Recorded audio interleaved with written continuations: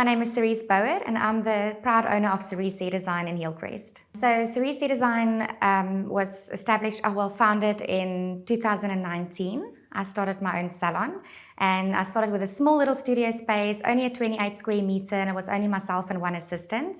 And 6 months after I opened my business, they announced lockdown. That was quite a challenge.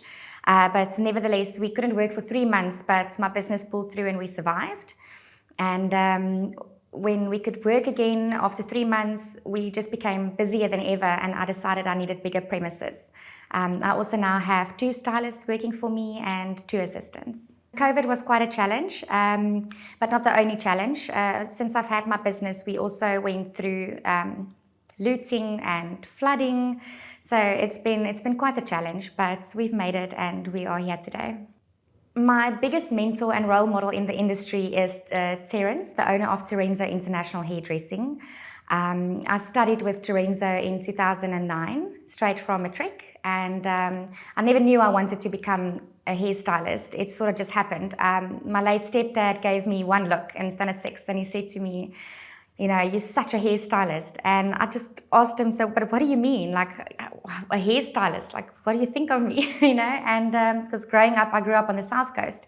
So, I mean, hairdressing was not really a thing. And so I didn't really have a choice. He recognized and saw the potential in me, obviously in my personality and in my creativity. And he said to me he wants me to study hairdressing. So he sent me to Johannesburg and I studied with Terence in 2009, and I qualified at Bouwer hair salon in Johannesburg in 2010, and that's when my journey started of hairdressing. Terence to me is my ultimate hair hero when it comes to the industry. He's taught me that hairdressing and the beauty industry is one of the fastest growing industries in the world. And you always need to reinvent yourself, and because you know you always need to keep up with the trends and techniques and with the times, and that's just to me has been such an inspiration to me in my journey. Yeah, look, I mean, like I said, I never knew I wanted to become a hairdresser until that first moment I walked into his salon in Melville in Johannesburg. And I saw the creative hairstylists and everyone with the funky hair and the pumping music and the vibe, and everything was just so incredible. I mean, from meeting to greeting customers, right up until seating them, doing consultations with them. I really just felt it was just so incredible. And then obviously I'm such a science junkie. So once I did the theory and not so much the practical, I realized that this is incredible. I mean, you're working with colors and formulas and science. And I just really fell in love with the industry. Well, sure, it's quite an emotional story. There's been a lot of challenges along the way. Like I said, when I studied at Cerese International, and then from there I worked at Bouwer. And from there I made my way back to KZN to come and be with my mom. My stepdad passed away and I just wanted to come and be with her. And I worked at another small little salon, and I just felt that this is not where I belong. This is not for me. I mean, there's...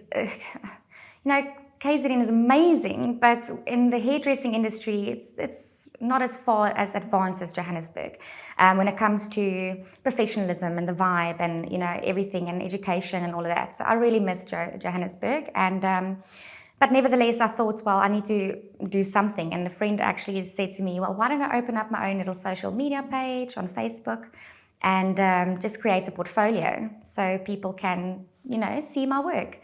And so I did that, and I became so busy that I couldn't keep up. I started working until 9 o'clock, 9:30 at night.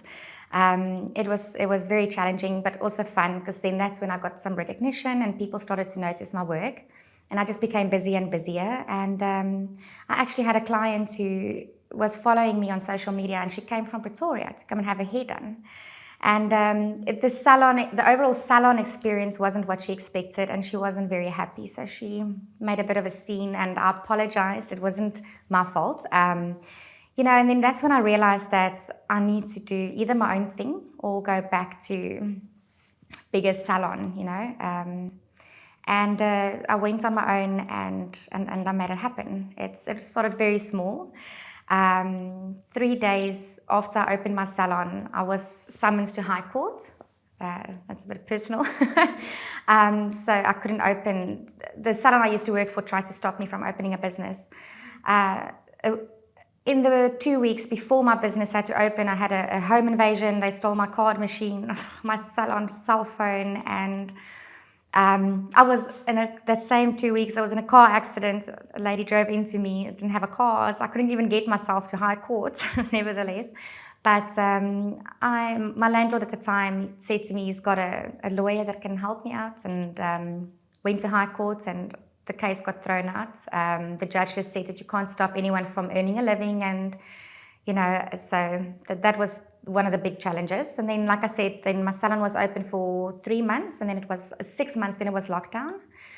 After lockdown, got back into the business, started working again. We became busier and busier, and I needed bigger premises, and that's when I moved. On the day when I signed the deal to move to a bigger premises in Hillcrest, it was I got the news that my dad had unexpectedly passed away. So I was up and down between Johannesburg and the salon and the construction, so it was quite challenging. I had to very quickly learn how to deal with contractors on my own, and a lot of challenges in learning to deal with architects and engineers and the business consent and the council. Obviously, I'm in a residential area, so you need special consent for that.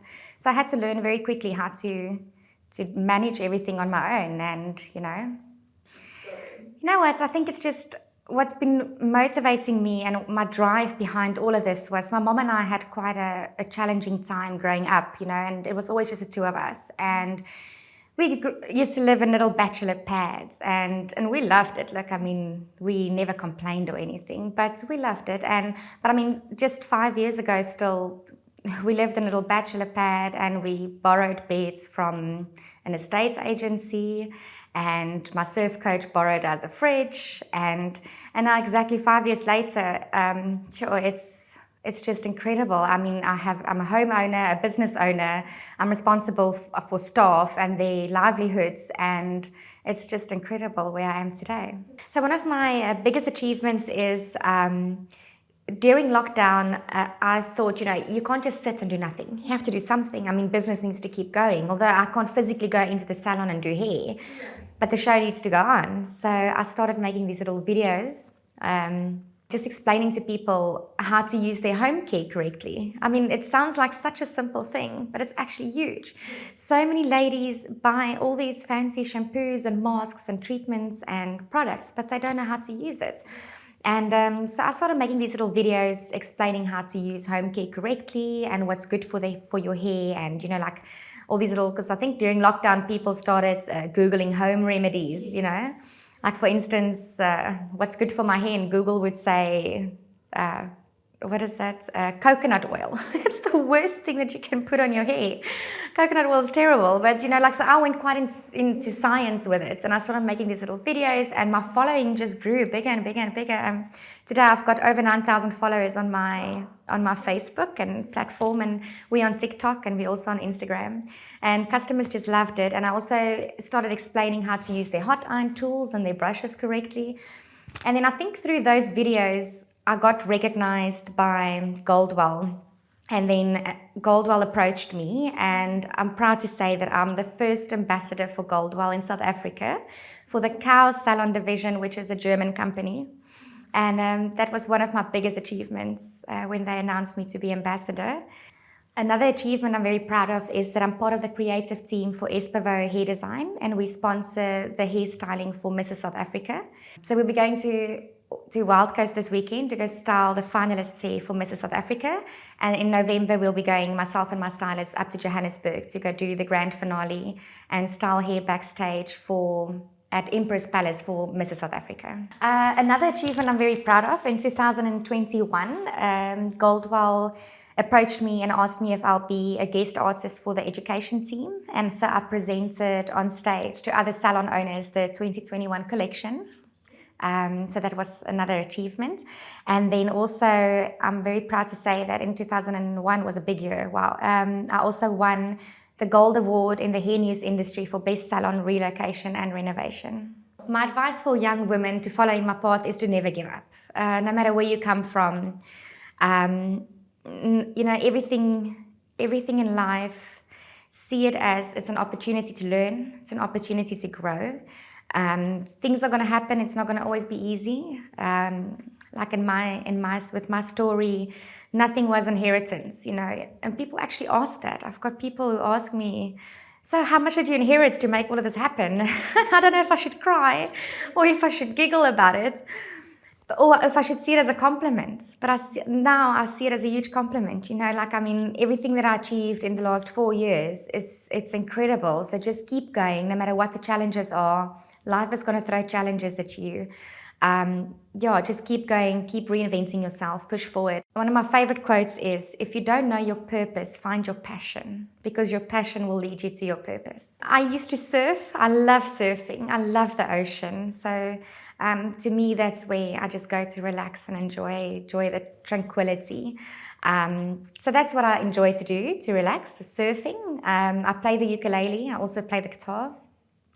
So those are just a few things. I love gardening, and recently I started birding. So I'm that age now. I got a camera and I started birding, and I just love it. I love nature and the outdoors.